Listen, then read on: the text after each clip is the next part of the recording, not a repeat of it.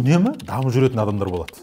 Қарасаң, кітап оқиды, видеолар көреді, осында ютубтағы әсіресе интервьюлар қарайды, әдемі ТТВ-ны көреді, одан кейін әртүрлі курстарға барады, тағы да не марафондарға қатысқан, психологиялық сабақтар жібермейді, үнемі блогерлар жаңағы инфобизнесмендерді бәрін қарап жүреді, бірақ табыс жоқ, ақша жоқ.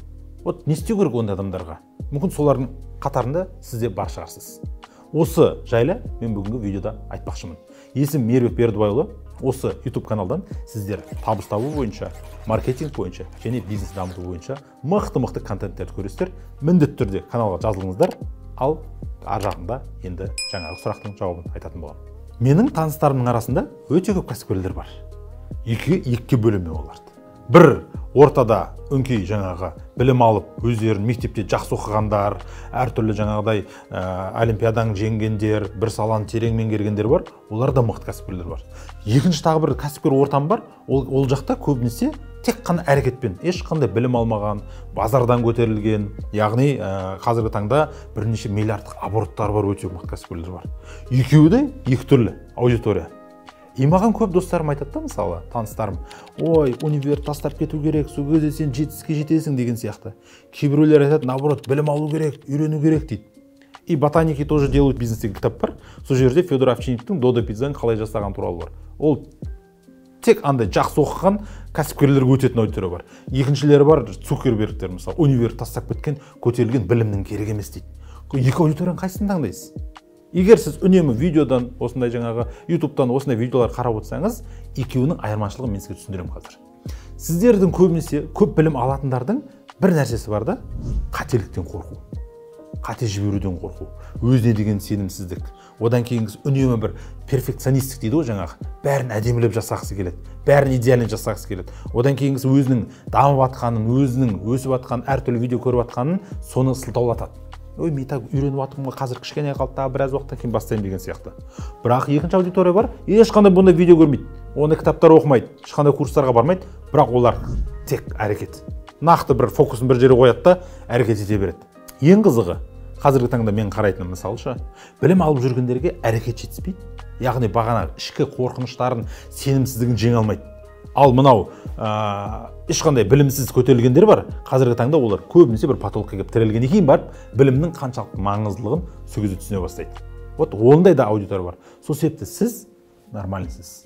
Сізге тек қана осындай білім алып, әлі табыс таппай жүрсеңіз, бағанағы ішкі қорқыныш, сенімсіздік, соларға қарсы жұмыс жасау керек. Солар үйренгенге сіз әрекетке көше бастайсыз. Әрекетке көшкеннен кейін сізде уже табыс міндетті түрде келеді.